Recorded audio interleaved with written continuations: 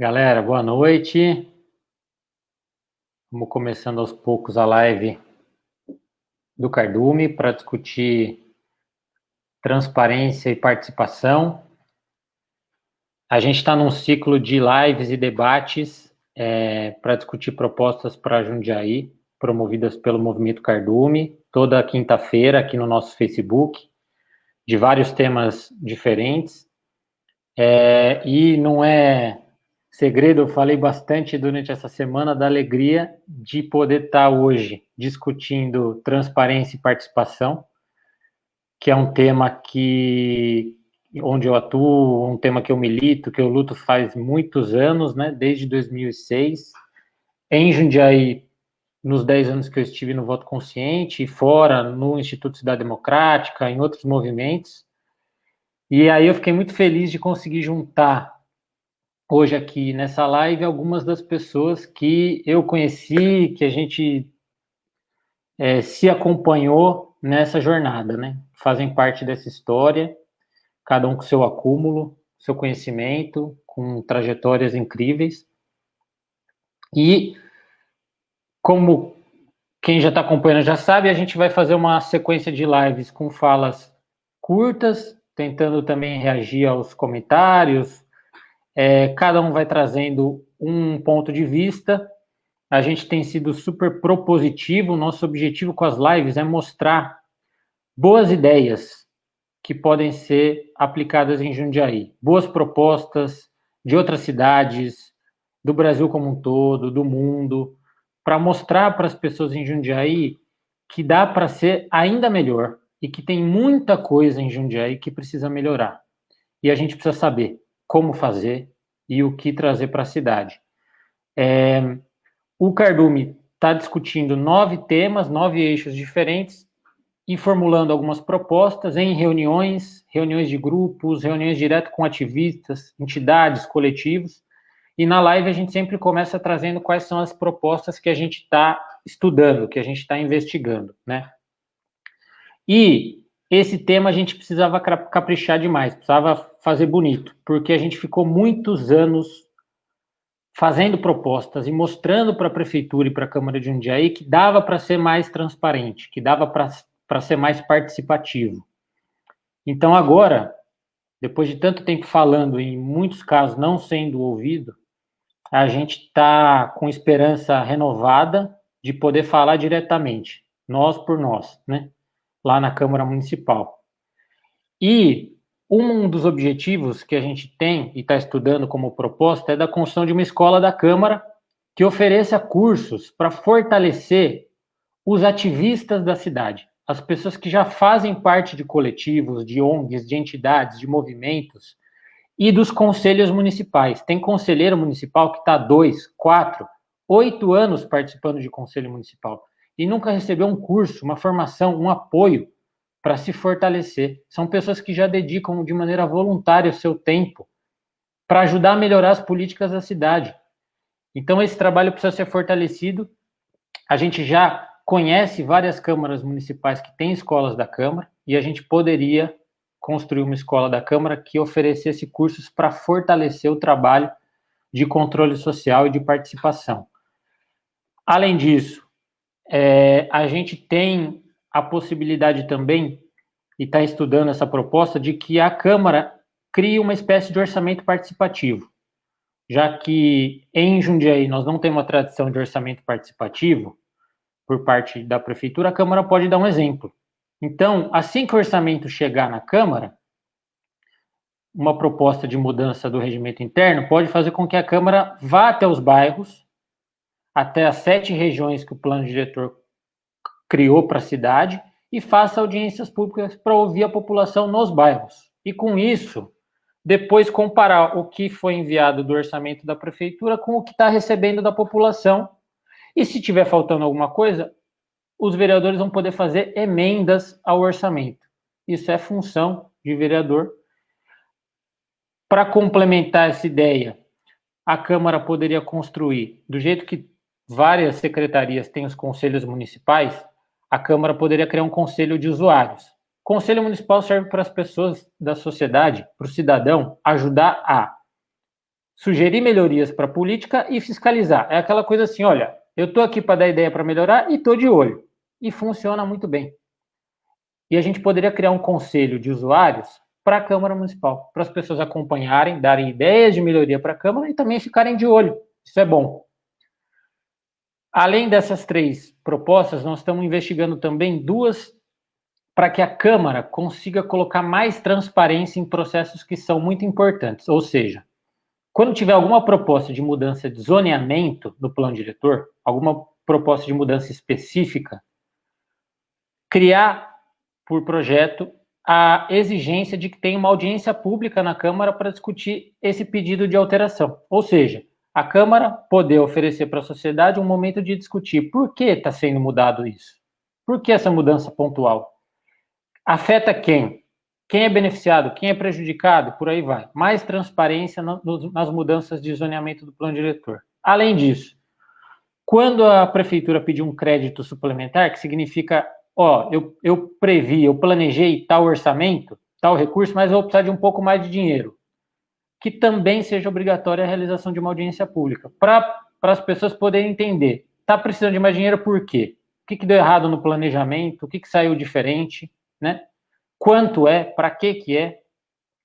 Então, são processos de mais transparência. São 2 propostas, que já falei de 5, e a 6ª, que o Cardume está estudando, é a criação de um núcleo, uma experiência, uma boa prática da Assembleia Legislativa do Estado de São Paulo, criar um núcleo dentro da Câmara Municipal de análise de dados, de indicadores, produção de indicadores. Hoje, o vereador, ele tem que fazer leis. E aí ele tem um departamento jurídico na Câmara Municipal, advogados, que ajudam ele tecnicamente para ele fazer uma lei que seja constitucional, legal, certo?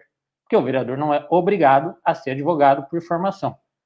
Da mesma maneira como a gente criou um departamento para ajudar com técnicos, com advogados a parte de criação de leis, a Câmara poderia desenvolver um núcleo para produzir indicadores, consolidar a base de dados e fazer relatórios para que daí o vereador, a vereadora, receba esses relatórios e possa fazer o trabalho de fiscalização das políticas do executivo. A função do vereador fiscalizar não é só pegar desvio, pegar corrupção. Não é só isso. É acompanhar como está sendo a execução das políticas, para perceber coisas que podem melhorar. E nesse trabalho de fiscalização, ele poder indicar quais melhorias podem ser feitas. Hoje, em 2020, você só consegue fazer isso se você analisar dados em grande quantidade. Então, por isso, a necessidade da Câmara criar um departamento desse tipo. São as ideias que a gente está investigando. Agora eu vou passar a fala para a Laila. Nossa ideia aqui, cada convidado e convidada tem um acúmulo diferente e vocês vão ver que vocês vão sair dessa live dominando ou quase dominando o tema da participação. Esse é o relato que a gente está recebendo das pessoas que estão acompanhando, de como essas lives estão sendo quase aulas abertas, né? E a gente está gostando muito disso. Laila, fica à vontade. Bom, boa noite, pessoal que nos assiste, boa noite, pessoal aqui da live. Primeiro, eu queria agradecer e dizer que é um prazer imenso estar aqui. Meu desejo era estar em Jundiaí, mas já que não é possível, né, a gente faz online. É um prazer estar debatendo com o Cardume e debatendo de modo aberto, né, esse tema, e em especial com quem está aqui na live falando, que são pessoas com trajetória que eu admiro muito também. Eu venho de um movimento, de um instituto, né, que fala da participação e da transparência dentro de uma lógica guarda-chuva que chama governo aberto. E qual que é a ideia e a inovação e por que falar disso e não de participação e transparência só, né? Porque a gente olha, né, a participação e a transparência como direitos que precisam caminhar juntos para eles se potencializar, né? Os dois direitos sozinhos, você incidir, tentar participar sem informação é capenga. E você ter dados que não vão ser usados ou que não vão ser reutilizados pela população para benefício delas, mesmo para as políticas públicas, também é inefetivo. Então, no terreno onde a participação e a transparência se encontram, é que a gente chama de governo aberto, né? É nesse lugar que a gente está falando que é um governo aberto, que além desses dois pontos, também tem narrativas de inovação tecnológica, né? Como que a gente usa as tecnologias da informação hoje em dia, que estão tão presentes na nossa vida, e também o debate de integridade pública, né? Como é que a gente, dando transparência, a gente faz com que evite corrupção, né, e combata e previna a corrupção também. E por que é importante falar de governo aberto? Porque essa agenda, né, esse tema, ele tem como propósito fortalecer a relação de confiança que as pessoas têm nos governos e nas câmaras, né? E, além disso, aprimorar os serviços públicos, a qualidade dos serviços públicos que estão lá na ponta para todo mundo. E essa agenda, né, ela também tem um movimento internacional, tem uma parceria internacional que é muito importante, né, que é muito ativa, que tem boas práticas, que tem experiências que eu acho que é muito interessante de se olhar no local. Como é que elas se concretizam no local, né? E aí, pensando esse ponto, né, de governo aberto e, de repente, parlamento aberto, a gente tem uma experiência que é super interessante, que foi de Piracicaba, que eles fizeram a primeira iniciativa de parlamento aberto, né, local, em que, e aí era o primeiro ponto que eu ia contribuir nas propostas do Cardume, né, em que eles pegaram essas ações de participação e transparência, que chamavam só participação ou só transparência, e juntaram elas dentro de uma lógica de parlamento aberto. Então, eu acho que é legal, até do ponto de vista de narrativa, vocês juntarem essas ações para mostrar que elas se conectam. Ter um orçamento participativo e ter uma audiência pública e ter uma escola, tudo isso junto está potencializando a Câmara para que as pessoas confiem na Câmara, né? Confiem nos vereadores e vereadoras, estabeleçam essas relações. Então, eu acho que essa é uma questão importante, colocar isso nessa lógica, acho que traz benefícios e também, além de trazer benefícios, possibilita que Jundiaí, que a experiência de Jundiaí, ela possa se conectar às outras experiências de fora. Né? Então, trazer o que é do local para fora e o que é de fora para o local também adaptado. Então, eu acho que é uma experiência bacana. E de modo bem rápido, né? A experiência de Piracicaba, quando você conversa com o pessoal lá, eles relatam que ela foi uma saída porque teve 2013, né? Uma crise de confiança nos poderes, e aí a Câmara resolveu fechar. Né, fechar com tapume, fechar com vidro, né, a relação com o cidadão, e aí eles perceberam e falaram, acho que talvez não vai ser esse caminho, né, acho que o caminho vai ter que ser abrir, e aí que eles criaram o parlamento aberto, e a experiência ela foi tão interessante que eles comprovam em dados, né, o tanto de ações que antes eram judicializadas no próprio legislativo que passaram a não ter mais. Até o pessoal do jurídico fala, a gente passou a fazer só o jurídico e não a responder às outras pressões e controles. Então, acho que isso é importante. E eles têm uma experiência, e partiu a experiência também de uma escola. E aí, nesse ponto, eu acho que é muito legal trazer para a experiência da escola essas iniciativas e programas de cidadania que não são só cursos também, mas que são poder reconhecer lideranças, poder potencializar essas lideranças. A gente tem feito o Agentes da Cidadania e o Agentes de Governo Aberto, acho que são boas práticas para inspirar na escola, para que ela não seja só uma formalização de conteúdo, mas de voz para as pessoas. E aí, nessa linha, eu queria sugerir também, né, pensar e olhar para outras formas de participação juntos com as institucionalizadas, junto com o conselho. Como é que a gente cria processos abertos, né? Como é que a gente chama as pessoas para ouvir, para dar devolutiva, para fazer todos os processos participativos, mas de modo inovador, que ela não precise necessariamente, ou que ela não queira ir para um conselho, né, mas que ela possa também participar de outra forma. E aí tem as ferramentas tecnológicas, que eu acho que é legal, e a experiência do Lab Hacker também da Câmara, que é uma experiência que pode ser bacana, para criar um espaço dentro da Câmara, um laboratório que as pessoas possam entrar na Câmara e se sentir parte desse lugar, né? Abrir essa casa. Se é a nossa casa, então deixa eu entrar e sentar aqui nesse sofá e tomar esse café e conversar com quem me representa, né? Esses espaços de proximidade, eles mudam a lógica, né? Eles trazem essas relações. Então, acho que isso é legal.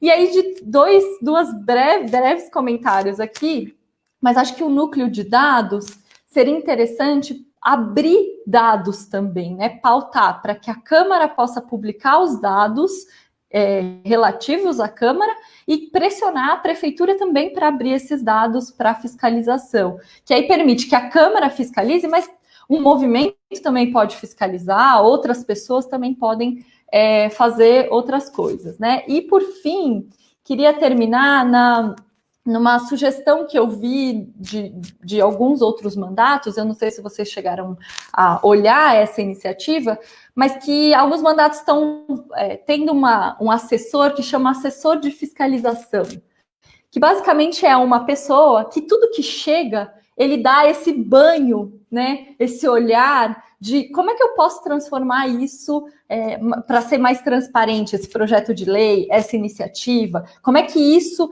eu posso apoiar na fiscalização e na função do legislador. Então, acho que isso pode ser bacana, mas o mais importante é juntar isso, né, nessa nova relação que vocês, tenho certeza, né, podem estabelecer com a população de Jundiaí. Acho que é isso, começo, mas depois a gente vai trocando mais e eu quero ouvir as outras ideias também. Valeu, Laila, muito bom. Eu vou passar agora para o Pop e ele vai apresentar algumas das experiências que ele teve do ponto de vista de participação usando tecnologia digital, que é algo que em Jundiaí ainda é muito, muito fraco. Bom, né? Boa noite, gente. Agradeço aí o convite do Movimento Cardume, de poder estar aqui compartilhando essa noite com vocês, tanto vocês que estão aqui no quadrinho comigo, são pessoas que eu admiro e estou gostando muito de ouvir, quanto vocês que estão assistindo a gente aí pelo Facebook. Então, agradecer e também um elogio, assim, porque essa coisa de um movimento, né, que está discutindo política, assim, um movimento com gente muito capacitada, que está discutindo política, que está formulando política, mas que vê que não dá para fazer isso sem processos abertos de participação, né, e como, por exemplo, essas lives e outras iniciativas que vocês tocam, é muito importante, né? Então isso também é uma coisa que dá um calorzinho no coração de participar desse movimento, porque vocês estão sendo, na prática, o que vocês pregam na teoria, né? E aí queria pegar um gancho nisso, que eu acho que é muito importante esse tipo de iniciativa transposta, né, para dentro da estrutura do Estado, né? Porque, assim, como você falou, Henrique, já trabalhei, né, em iniciativas de participação social, tanto no Estado quanto na sociedade civil, mas principalmente no Estado, a gente percebe, assim, eu estou há 10 anos, mais ou menos, trabalhando com isso, né? No início, as opções, elas ainda eram um pouco limitadas, né? Para você fazer participação para além dos mecanismos tradicionais. Mas hoje assim, praticamente as possibilidades para você fazer participação pela internet é praticamente um pré-sal de possibilidades, assim, jorram possibilidades. Então, é uma oportunidade muito grande, né? Tem um monte aí de ferramentas e metodologias disponíveis para fazer isso, para você conseguir envolver milhares de pessoas na construção das políticas, e com vários tipos, vários níveis de envolvimento, né? Desde aquela pessoa que vai ler um texto de uma lei, vai comentar, até aquela pessoa que vai dar uma opinião, que vai, né, fazer um comentário e aquilo lá poder entrar ali e destacar um determinado aspecto que não tinha sido pensado. Quer dizer, as possibilidades são realmente muito, muito grandes, né? E, inclusive, com as mídias sociais. As mídias sociais, elas têm hoje a maior capilaridade da história nossa, do Brasil, né? Se for considerar o WhatsApp e tal. Claro que elas trazem junto, né? E nós estamos vivendo isso, né? Um risco muito grande da manipulação, né? E aí, então, claro que isso tem que ser visto sempre com com muito cuidado, mas elas são uma oportunidade também muito grande de uso, principalmente se você souber o Estado, né, pensando na construção de processos participativos dentro do Estado, em como que você vai usar, que não se fiar totalmente nas mídias sociais, não ficar totalmente refém das suas regras de audiência e tal, e ter estruturas próprias de participação no Estado, ter capacidades próprias de construir processos participativos dentro do Estado. E aí, eu acho que uma oportunidade que a gente tem que ter em mente agora do momento é a oportunidade de conseguir olhar com carinho para essa onda da transformação digital. Isso é uma coisa que eu queria trazer. O que é essa onda da transformação digital? É um conceito de que as organizações em geral, né, privadas, sociedade civil e tal, estão se transformando a partir das novas possibilidades do digital, e isso envolve diretamente o Estado. Por quê? Porque, no geral, a gente tem uma sociedade que está cada vez mais se digitalizando e muitos dos serviços públicos ainda são os mesmos serviços públicos de décadas atrás, são prestados da mesma maneira. Às vezes você não tem nem a possibilidade de fazer nada pela internet, tem que ir presencialmente, né? Então, quer dizer, há uma oportunidade para isso, e assim, em geral, os governos têm percebido, até porque a crise de confiança nas instituições também nunca esteve tão baixa na América Latina e no Brasil, né? Então, essa coisa de você não conseguir ter um serviço público prestado da mesma forma com que você tem outros serviços prestados hoje pelo digital, também prejudica, também afeta os níveis de confiança. Então, acho que é uma oportunidade. Por que é uma oportunidade? Porque trabalhar a digitalização dos serviços públicos, você não tem condição de fazer isso sem participação. É premissa. Porque quem é que sabe qual é a melhor forma de você se relacionar, de ser atendido pelo Estado? Não é o gestor. Porque o gestor, ele é um cidadão em alguns aspectos, mas são os cidadãos, é o público-alvo daquele serviço. Então, você não consegue fazer um processo de transformação do Estado, né, que a transformação digital, no fundo, é isso, não é a adoção de uma ferramenta, não é a adoção de um aplicativo, é uma transformação da própria forma com que o Estado se organiza, você não consegue fazer isso sem participação. E é uma oportunidade também, inclusive, para o parlamento, né, porque o parlamento, ele tem esse papel, né, de ser um espaço de participação por excelência, que você tem ali os representantes e você tem os eleitores que estão ali, de certa forma, sustentando, né, aqueles representantes. Então, e também pela questão institucional do parlamento, né, que tem o papel de construir as leis e de acompanhar, fazer o acompanhamento, a fiscalização. E aí, eu acho que uma das coisas interessantes em termos de proposta, eu reforço a questão que a Laila trouxe do Laboratório Hacker, inclusive conheço bem a história do Laboratório Hacker, o grupo que surge, né, a partir dali, surge em torno do que era o portal de participação da Câmara. Então, quer dizer, era o site onde as pessoas participavam, o E-Democracia, e aí aquele núcleo que cuidava do E-Democracia, sendo provocado ali pela sociedade civil, funda um laboratório de inovação aberta, onde os cidadãos passam a poder frequentar e ajudar a construir junto as possibilidades de participação, e vários projetos muito interessantes de participação no Parlamento Federal nasceram a partir daí. Então, é uma semente muito importante para o legislativo de uma cidade como Jundiaí, de ter um espaço onde as pessoas possam ajudar a co-criar essas possibilidades de participação. Então, eu acho que essa é uma proposta, reforço muito essa proposta, né? E aí, eu acho que no fundo, a gente tem que ter em mente que participação é relação. É estabelecer uma relação do Estado com a sociedade. Então, dos agentes públicos que estão aí formulando leis, fiscalizando, com os cidadãos. Não é aplicativo, não é ferramenta, não é fazer post no Facebook e no Instagram. Isso não necessariamente é participação.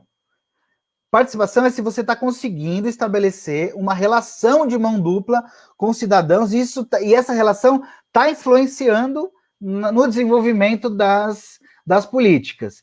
Então, acho que se você consegue olhar as iniciativas sob esse olhar, né, de que nós não queremos só simplesmente lançar coisas para o cidadão consumir, mas estabelecer possibilidades de que esse cidadão, essa cidadã possa estabelecer uma relação genuína com o seu representante ou com os próprios servidores, né, da Câmara Municipal, que estão ali formulando dia a dia as legislações, os consultores que trabalham para formular as legislações. Quer dizer, se você conseguir estabelecer a relação dos cidadãos com essas pessoas, aí sim você está fazendo participação, né? Aí sim você está conseguindo realmente fazer com que a inteligência coletiva, tudo aquilo que aquelas pessoas podem trazer nos seus diferentes níveis de disponibilidade, estejam de fato influenciando aí na formulação das políticas públicas, né?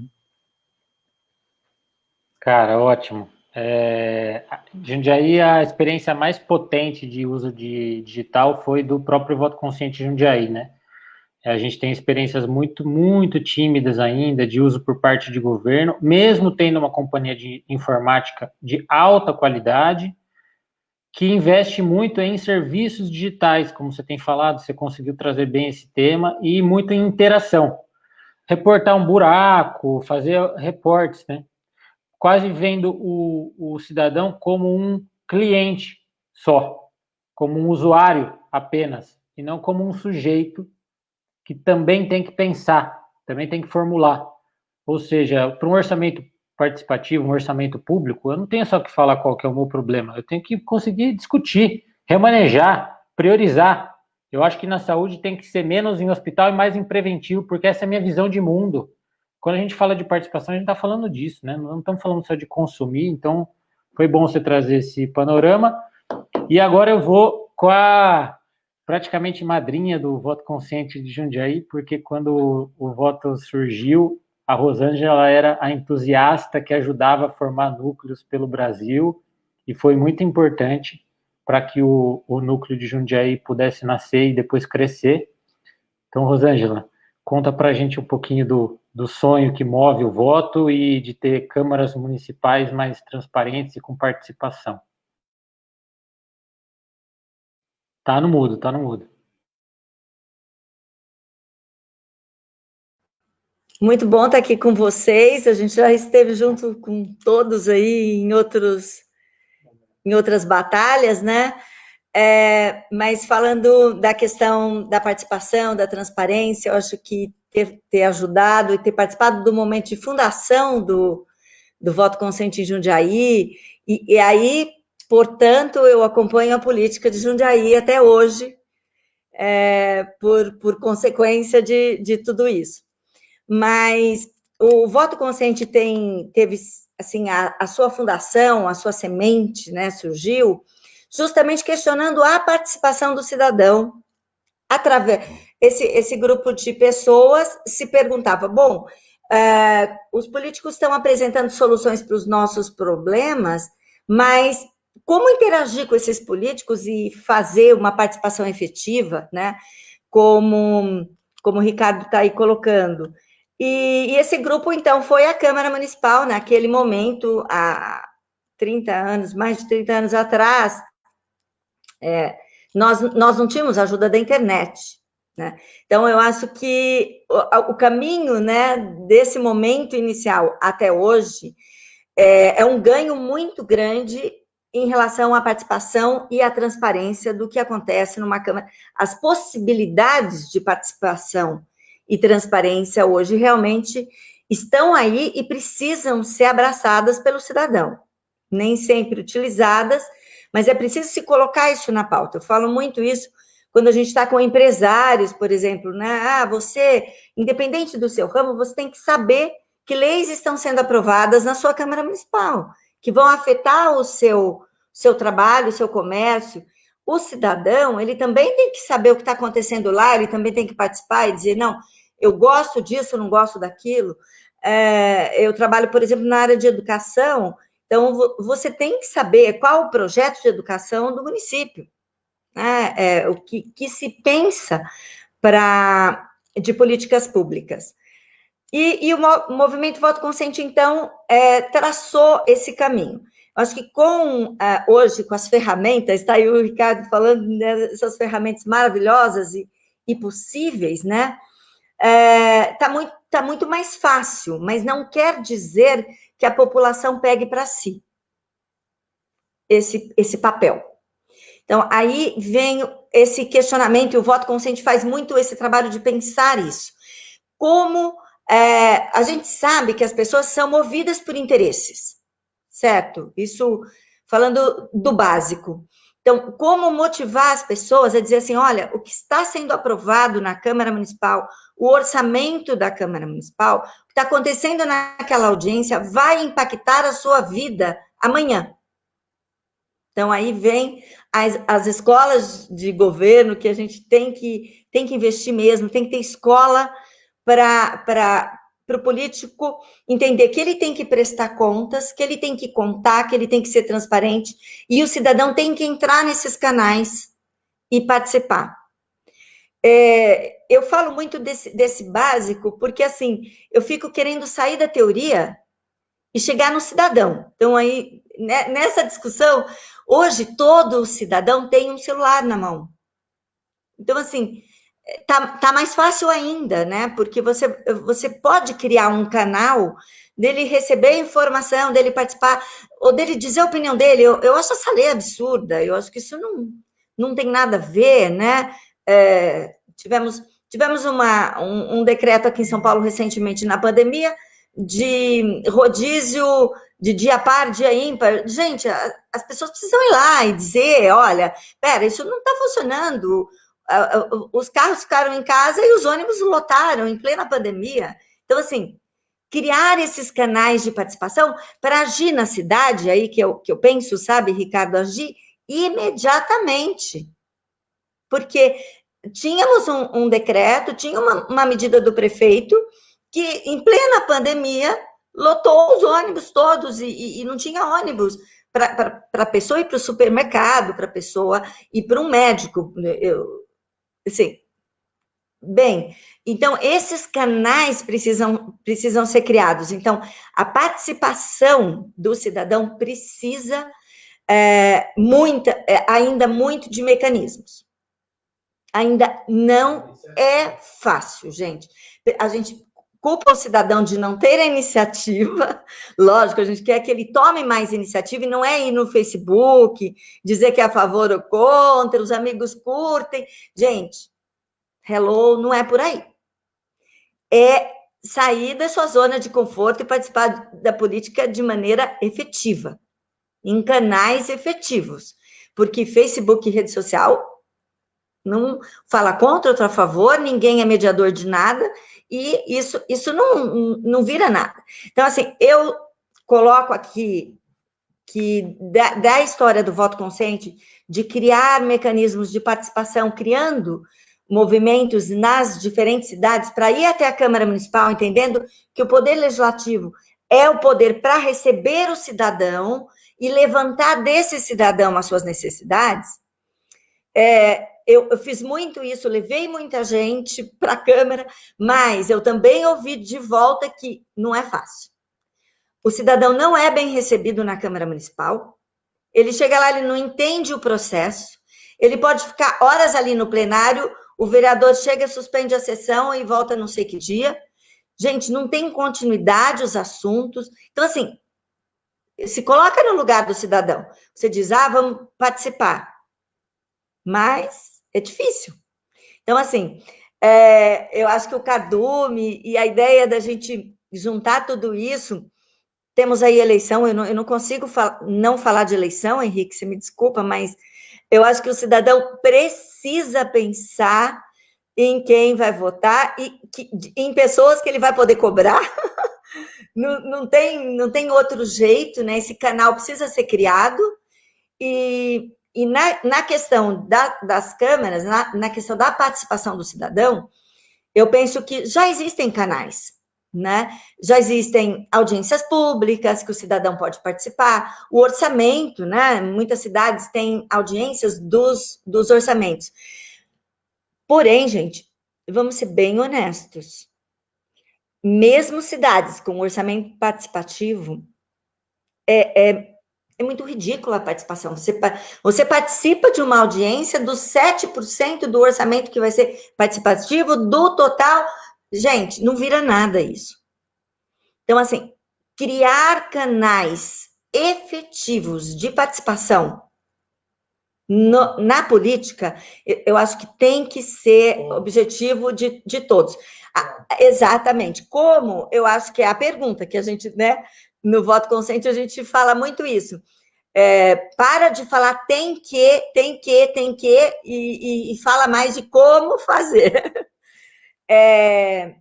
Eu penso que eleição é um jeito, né? Escolher bem, escolher pessoas de perto, pessoas conhecidas, para você ir lá e cobrar. Eu acho que isso é um primeiro canal, pessoas com referência, né, com história.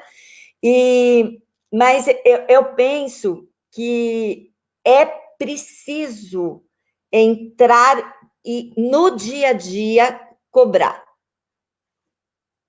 Né? Então, essas audiências, elas precisam, CPIs, audiências, etc., precisam ser canais mais usados pela população. E acho que aí volto de novo a questãozinha do celular, porque a gente tem que falar o como. Eu penso que a gente tem que criar umas ferramentas para que isso chegue fácil no cidadão. Um exemplo, né, para ficar mais claro. Tem o Henrique colocou, que eu acho que é uma coisa bacana, que é uma dos eixos aí do Cardume. Você falou de orçamento, você falou da escola de governo, né? E você falou de colocar luz em pontos, por exemplo, plano diretor da cidade. Eu diria que precisa iluminar o que está sendo votado nos plenários. Tanto de propositura do legislativo como do executivo. Porque isto impacta o cidadão. E aí ele vai participar. Ele vai estar. E como tem que se criar esse canal via uma coisa que ele tem na mão, via um celular, via um aplicativo, um app e coisas assim. Já existe, né, Ricardo? O Ricardo tem aí boas ideias e funcionou em Brasília, várias coisas, né? Então, eu penso que a gente tem que trazer isso para as câmaras municipais, né? Para aproximar o cidadão daqueles que estão eleitos e que estão ali aprovando no dia a dia políticas públicas. O celular, os aplicativos, gente, é um canal bárbaro e a gente não pode esquecer de colocar isso nas nossas pautas como organizações da sociedade civil. Eu acho que Muito bom. esse é um canal que eu fico... O Henrique sabe que eu tô sempre querendo coisas novas, estou sempre buscando e sou convidada para ouvir uma ferramenta nova e aí a ferramenta não deu muito certo. Bom, mas vamos pensar em outra ferramenta, vamos melhorar isso. Os apps eu acho que hoje são bárbaros, né? E tem muita gente que já fez coisas bacanas e que dá para aproveitar. Mas não podemos esquecer, nós, organizações da sociedade civil, de trazer o cidadão mais perto das políticas que impactam ele no dia a dia. Muito bom. Eu vou passar a bola, inclusive, para a Tuane, porque esse objetivo que você acabou de falar, a gente sempre buscou aqui em Jundiaí, e o voto sempre teve a certeza, a convicção de que se você discutir temas relevantes e se você avisar antes, as pessoas vão participar. Eu acho que ela vai contar agora várias dessas conquistas, dessas lutas e também de resultados que a gente viu na prática, né? Acontecendo no horário, por aí vai. Sim, bacana. Valeu. É isso mesmo, gente. Boa noite. Quero também agradecer o convite, muito bacana estar aqui. É muito legal estar aqui com o Henrique, com o Beto, a Rosângela e a Laila, claro, e o Ricardo, de ter esse contato de novo e retomar um pouco de parte da minha história que tem a ver com o voto, né? Com o voto em Jundiaí. E entrei no voto de Jundiaí em 2011, era muito jovem, e foi muito legal, né? O voto sempre teve, quando a gente fala de participação, a gente pode pensar em diversos públicos, né? Cada público é um desafio, né? O voto de Jundiaí, por exemplo, sempre teve muito ligado a essa luta pelo engajamento dos jovens, então a gente era muito novinho, tinha muitos adolescentes, isso era bem bacana, né? E eu gostei muito das falas, né? E aí ficou até bacana a sequência das falas, porque chegando agora, quando a gente fala, pegando o exemplo do núcleo, né, de Jundiaí, do voto, a gente tem uma série de... Eu acho que a gente sempre foi um núcleo muito ativo, que a gente sempre conseguiu desenvolver muitos projetos e gerar bastante engajamento com esses projetos, mas com muita dificuldade, porque é difícil. O tema da participação, ele é difícil quebrar essas barreiras, né? Descobrir como mudar a cultura política do nosso país, né, que tem questões estruturais de dificuldade de acesso ao espaço público, né? Então, sempre foi muito desafiador, mas sempre foi muito bacana, porque o trabalho conjunto, né, coletivo do grupo, lutando pelas coisas, sempre surtiu muito efeito. E no voto, né, o nosso mote sempre o mote do voto consciente é esse, né, trabalhar pela fiscalização e controle social. Então essas são as nossas bandeiras principais, sempre foram, né, lutar pela transparência, pautar, né, a necessidade de entender melhor a transparência ativa, a transparência passiva, né, não são a mesma coisa, e porque é muito comum, né, ir pedir alguma coisa, alguma demanda, e falar, não, tá lá no site, né? Não, tá lá no site, olha lá. E não é assim que funciona, isso não é transparência de verdade, quer dizer, né? Um certo tipo de transparência, isso não é participação, né? E como vocês pautaram muito bem nas falas de vocês, né? E dentro do voto, a gente tem esse acompanhamento, né? Os núcleos fazem esse acompanhamento semanal das sessões ordinárias, isso é muito importante, porque é um dos pontos, né? Quando pergunta como fazer as coisas, como, né? O como na política, para mim, sempre é organização, e isso fica muito evidente com o trabalho do voto, e acho que qualquer trabalho de qualquer entidade da sociedade civil tem que estar organizado, né, como o Cardu mesmo, tem que se organizar para lutar pelas coisas, né? Tem que se organizar, tem que planejar, tem que ficar em cima, como a Rosângela falou, é constante, tem que ser constante, né? Então, por exemplo, no voto, a gente tem uma série de projetos incríveis, assim, muito pioneiros na cidade, sempre foi. O voto sempre foi sempre teve muito esse mote de inovação, né, Henrique? O Henrique também sempre trouxe muito isso, de trabalhar por essa questão da inovação social. E então, por exemplo, a gente teve projetos, né, que a gente produziu coisas como a ficha pública, a gente teve o concurso de cidadãos, a gente faz, né, o voto faz ainda, né, a avaliação dos vereadores e vereadoras que a gente lança. Esse ano tem lançamento, né, da ficha pública com avaliação, programa de metas legislativas, né, avaliação do grau de transparência do site da Câmara, isso é muito importante, eu vou voltar depois em algumas coisinhas, avaliação do grau de participação do plano diretor. A gente lançou em 2017 também o projeto, né, de Olho na Câmara, que foi uma retomada do programa de metas legislativas para continuar pautando algumas coisas, né, demandando algumas coisas. E, assim, eu vejo um grande desafio, né, quando a gente estava conversando, né, começou para pensar sobre participação e transparência nos dias de hoje, né? Então, a gente tem eleição esse ano, a conjuntura política que a gente vive no nosso país já há algum tempo, né?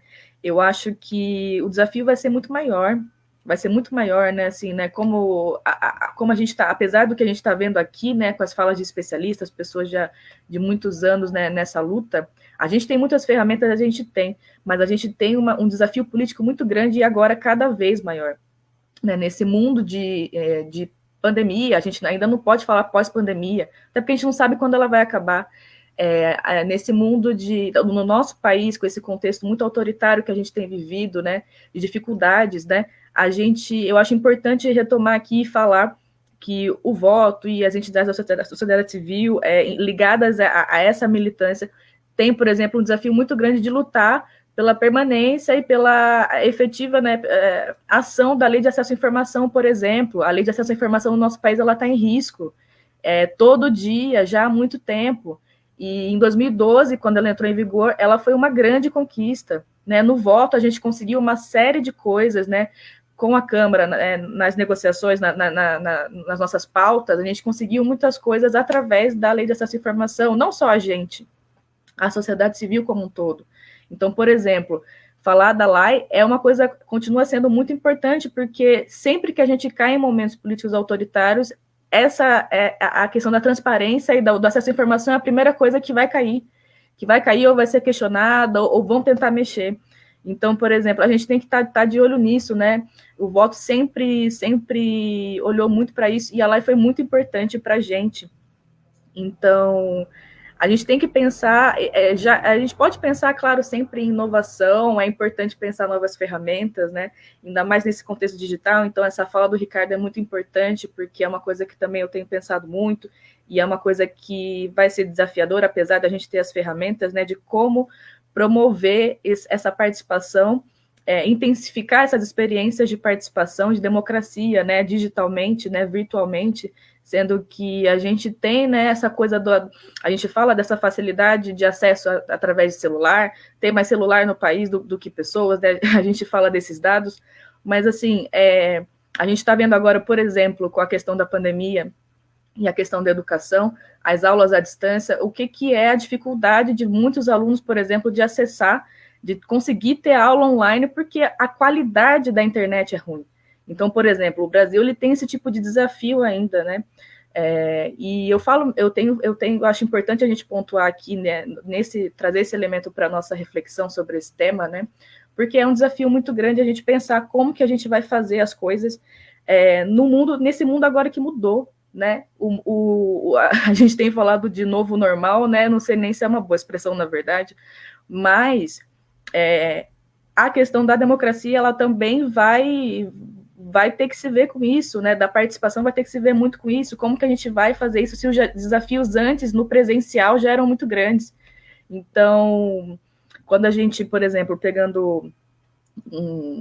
às vezes, a possibilidade de termos soluções é muito grande, né? Mas a gente vai ter que se engajar e lutar muito por isso, né? E quando eu olho para o voto, né, eu acho que a gente tem muitas... É um grande laboratório, né? A gente tem muitos projetos ali, teve muitos projetos ali que são ferramentas importantes, né? Foram, né, formas de mostrar, olha, é possível fazer assim, é possível gerar engajamento assim, é possível colocar as pessoas para participar assim, né? E pensando fora da caixa também, né? Mas é isso, exige um esforço muito grande, é um desafio muito grande. Eu acho que a gente tem que pensar nesses pontos, né? Nesse mundo novo que a gente vive agora, que a gente também não sabe como vai ser ano que vem. E a gente não sabe mesmo como vão ser as eleições exatamente esse ano, né?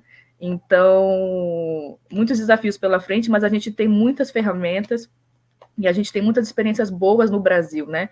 E com certeza, sem dúvidas, o voto consciente de Jundiaí, ele é um lugar para se olhar, para procurar inspiração, com certeza, eu acho isso. Muito bom. E aí vai agora para o Beto, que também fez parte do voto, foi coordenador, liderou por bastante tempo as atividades do grupo. Conhece muito de Jundiaí e de transparência. Bom, boa noite, Henrique, boa noite a todos os colegas aqui. É um enorme prazer mesmo estar com vocês. Nesse momento complicado que a gente vive, pelo menos a gente pode ter essa oportunidade de um encontro virtual e com pessoas interagindo. Acho que o Cardume está fazendo muito bem em disponibilizar tudo isso e me coloco aqui como um grande apoiador, até por conhecer muitas das pessoas que estão dentro, né, e saber da legitimidade, assim, dessa batalha em um ano importante, eleitoral. E eu acho que a fala final, ela de alguma forma também conecta alguns pontos, né, porque posso até soar repetitivo, mas eu acho que são ideias incríveis, assim, que o movimento já tem apontado como possíveis agendas, né, e isso está sendo construído coletivamente, isso é interessantíssimo. Vários dos pontos aqui eu acho que podem agregar muito a essa agenda inicial, né, e eu acredito que dessa forma a gente consegue construir um diálogo permanente, não só agora, né, antes de processos eleitorais, mas também ao longo de uma caminhada, né. Eu chamo a atenção para a primeira fala até da Laila, essa ideia de colocar transparência e participação como elementos de uma Constituição só. Isso eu valorizo muito pensá-los como de forma conjunta, porque eu acho que uma de fato não caminha sem a outra, né? A gente falou isso ao longo da conversa e vale repetir. não adianta criar mecanismos de transparência sem a participação, e vice-versa, né? A participação, ela demanda e exige a transparência no poder público, e não só no poder público, mas também por aqueles que estão eleitos, né? Então, eu acredito que, pensando esses temas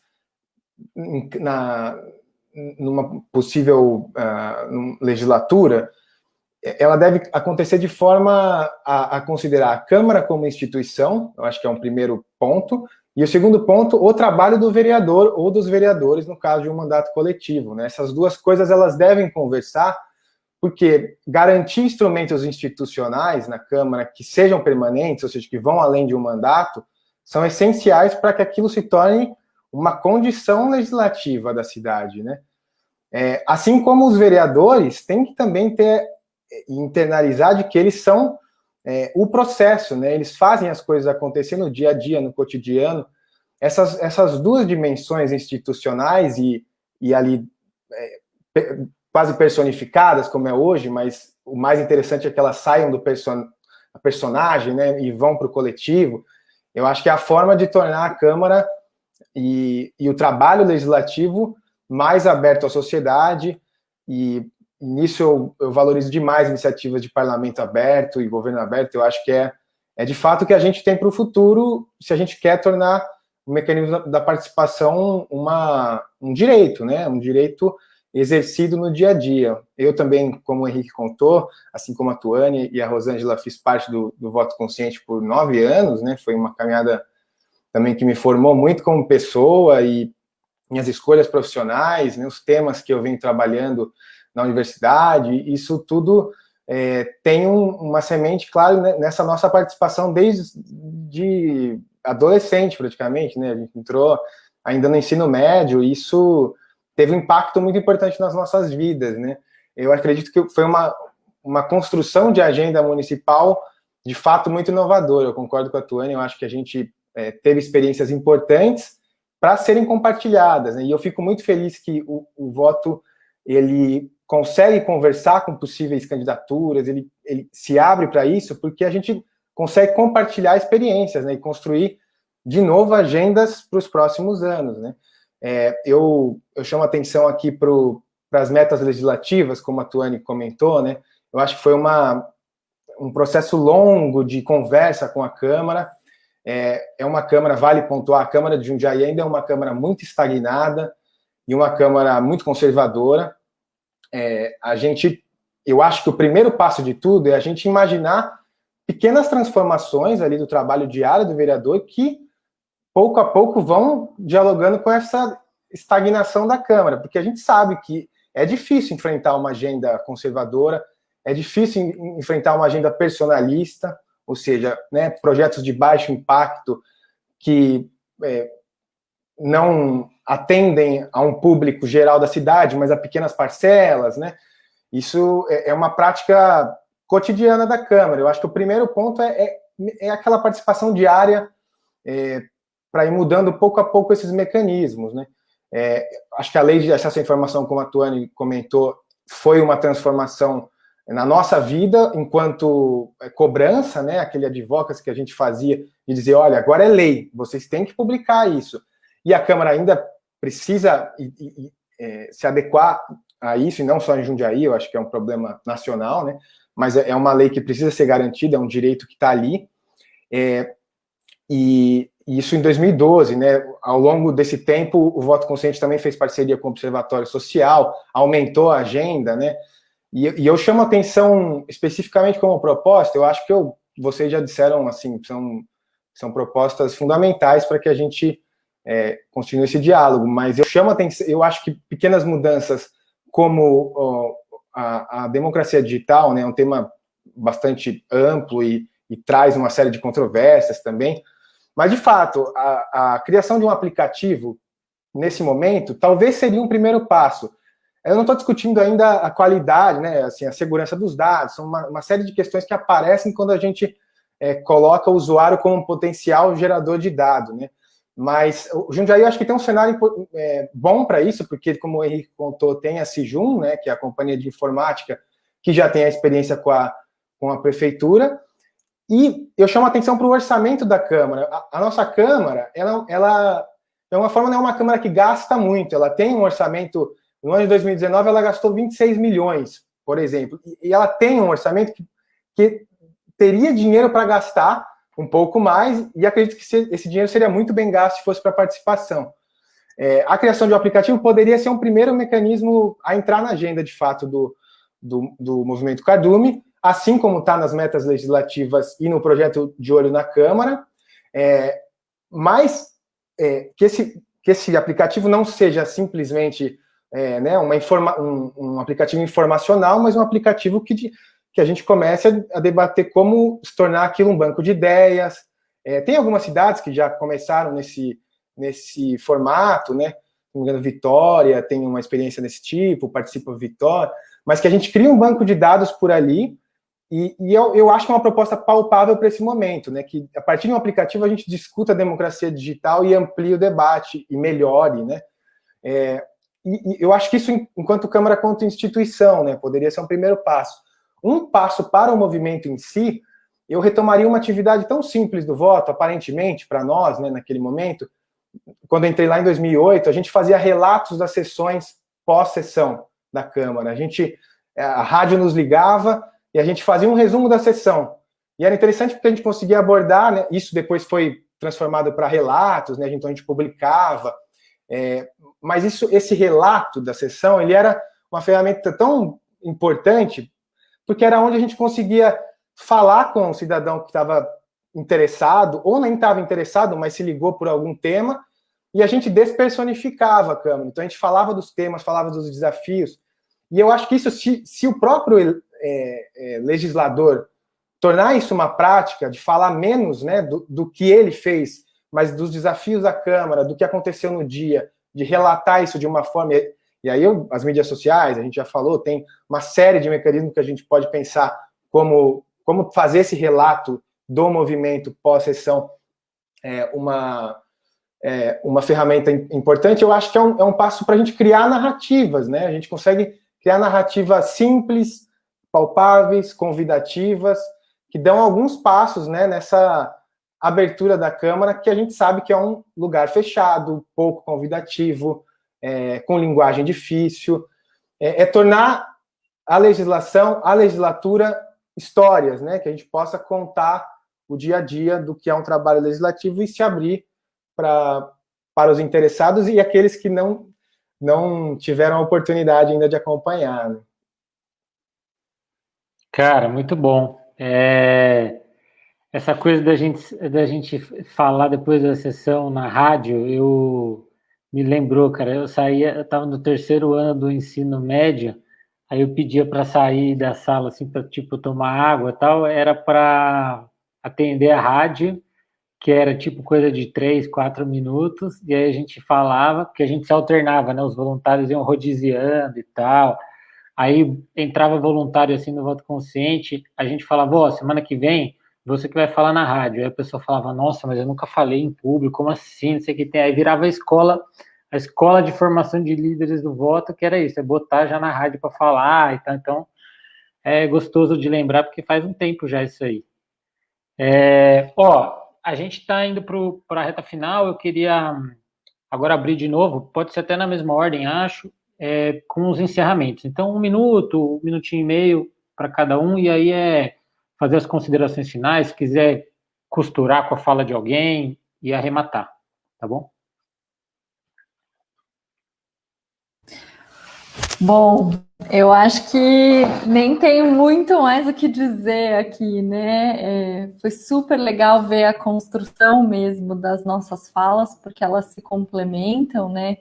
Eu acho que tem muitos caminhos, tem muito a explorar nesse nosso contexto e muita luta para se defender, como foi dito, né? A lei de acesso à informação, os espaços de participação, a capacidade de diálogo, que esse momento está tão abalada, né? Eu acho que a gente apostar nisso, queria trazer a agenda de governo aberto como esse espaço mesmo de mudar as relações, porque eu acho que, assim, a forma, a ferramenta, o método tem, e a gente aplica e testa, e pode dar errado, e depois adapta e altera. A questão é a forma, né? E eu acho que hoje o risco não é a gente adotar tanto um tipo de método ou de ferramenta, óbvio que a gente tem que olhar, porque eles dizem muito, eles são decisões políticas, mas é a gente recuperar a confiança das pessoas na política. Acho que esse é o ponto muito importante,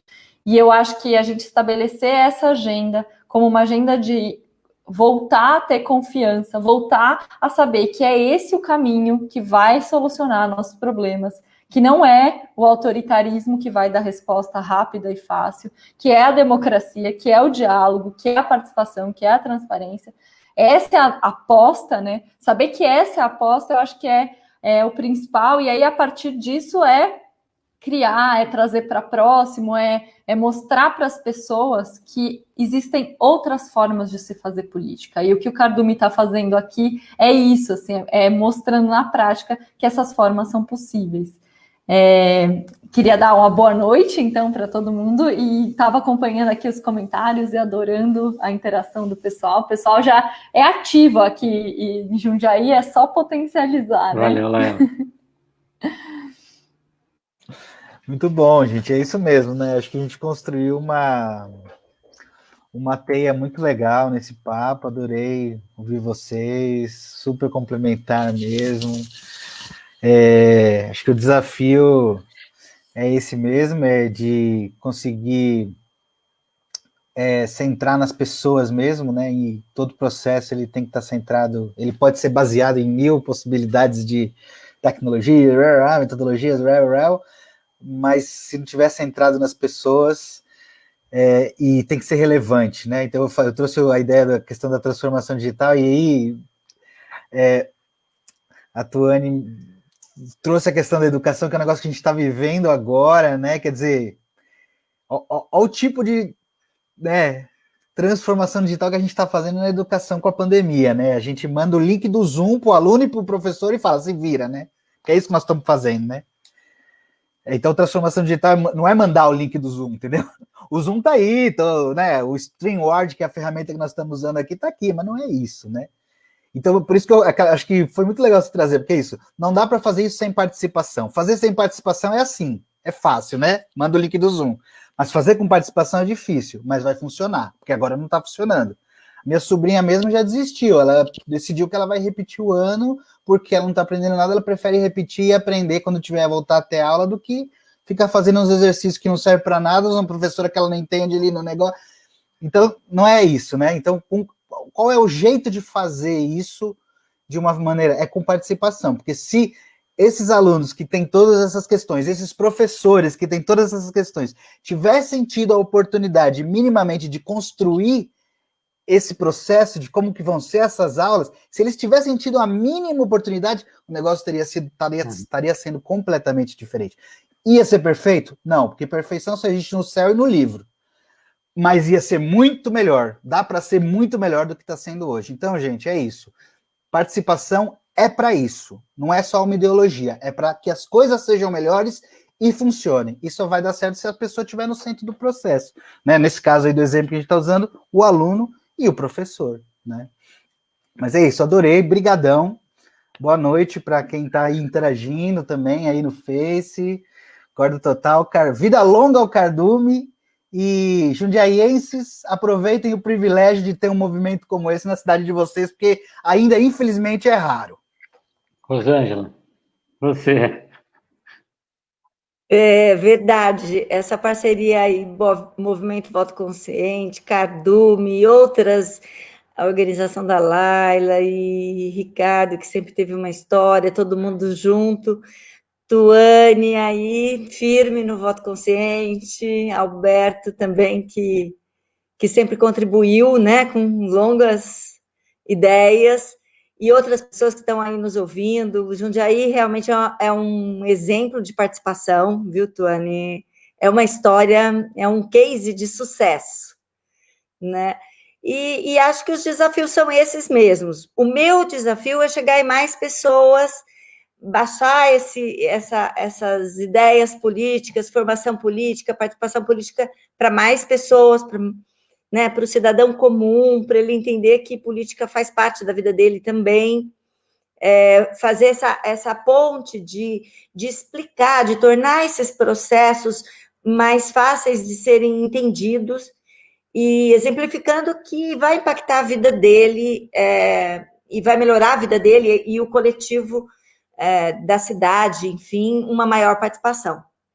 Eu acho que é assim, ver também que é possível, né, juntar ideias, como está fazendo o Cardume aí, com candidaturas coletivas, isso, gente, isso é maravilhoso, né, porque é efetivar mecanismos para que aquelas pessoas ali eleitas, ou que estão nos representando, sejam transparentes e traduzam também esse universo.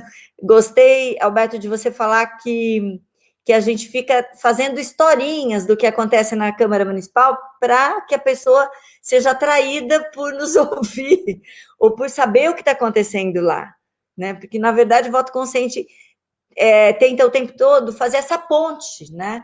Do político. Eu sempre que eu vou fazer palestras, eu fico defendendo o político, porque normalmente as pessoas querem acabar com a política, acabar com a Câmara Municipal, com a Assembleia Legislativa, mandar uma bomba para, né, e começar tudo de novo, mas eu concordo, já foi falado aqui, o caminho é a democracia, né? Não dá para a gente não pensar na participação e não entrar nesses processos e pegar para nós esses espaços. A gente tem que fazer isso. Senão esses espaços serão ocupados, né, de maneira que a gente não está querendo e sem que a democracia se fortaleça. Então, participação e democracia tem tudo a ver, e a gente tem que batalhar, educar as pessoas para a participação política. Eu acho que esse é um caminho bacana, e contem comigo sempre. Obrigada. Tu? Gente, foi muito bom. Também quero agradecer. Foi muito bom, foi muito legal. Fico muito feliz, dá muita nostalgia do voto. Agora eu sou ex-voluntária, né, Rosângela, do voto. E é muito legal até ver isso, porque a gente sai do voto e a gente sai e cria vários projetos e com as coisas que a gente aprendeu no voto, né? Isso é muito legal. E o voto também sempre foi um grande incentivador de novos projetos e de novas lideranças, né? Enfim, na cidade, por aí vai. E eu acho que eu faria o meu encerramento, né? Eu concordo muito com isso que o Ricardo colocou, onde o foco tem que estar nas pessoas, política é sobre pessoas, né? Então, a gente não pode perder nunca isso de vista, porque quando eu tô com acho que temos que estar com uma preocupação muito grande com o que a gente está vivendo agora e com o nosso futuro, né? Porque a gente não sabe como as coisas vão ser, o mundo mudou, o mundo precisa mudar, né? E se a gente não entender isso de uma vez por todas, tudo que a gente está vivendo vai ser em vão. E acho que está mais do que na hora de a gente colocar em prática os nossos acúmulos de experiência, os nossos acúmulos políticos, os acúmulos de lutas que a gente tem, que a gente já travou, porque agora, mais do que nunca, o mundo precisa disso, né? E a cidade de Jundiaí também. Então, a gente precisa urgentemente promover essa transformação, talvez de uma forma mais radical, e temos muitas, né, como a gente discutiu aqui, temos muitas ferramentas, temos muitas possibilidades, temos cabeças pensando muitas coisas, a gente precisa lutar para que isso que isso vá para a prática. A eleição é um meio de fazer isso, né? E claro e sempre, né, com que a sociedade civil continue forte, né, que o tecido social continue forte no Brasil todo e em Jundiaí também, porque a gente vai precisar mais do que nunca agora. Eu acho que eu faço o meu encerramento nesse tom de urgência, de mudança da nossa vida, da nossa perspectiva sobre a vida no geral. E claro que isso afeta a política, né? Não tem como. Muito bom. Beto?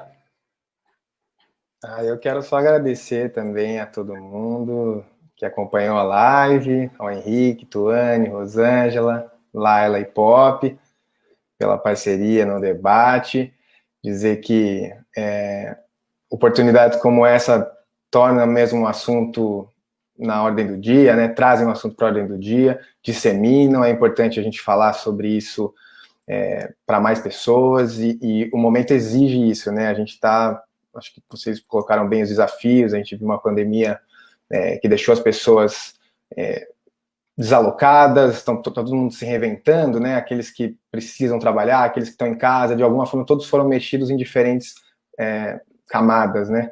E isso é um convite para a gente repensar também as formas de democracia daqui para frente, garantir que elas continuem vivas, garantir que a participação não deixe de existir, e a gente faça transições e transformações democráticas, sustentáveis e participativas no futuro, né? Eu quero dizer também que fico muito feliz em poder apoiar o movimento e me coloco sempre à disposição para tudo que for preciso, e nos falamos. Uma boa noite a todos. Gente, boa noite, muito obrigado por vocês estarem com a gente. Boa noite a todos e todas que acompanharam. Nas próximas 4 semanas, a gente ainda tem toda quinta-feira aqui no canal do Cardume no Facebook, as lives de saúde, segurança, mobilidade e educação. 4 temas ainda para fechar esse ciclo de 9 debates. Quem tiver afim de participar com a gente na construção de propostas, é só procurar algum dos peixinhos ou peixinhas aí do Cardume, entrar em contato com a gente que a gente acolhe, tá bom? Valeu. Boa noite.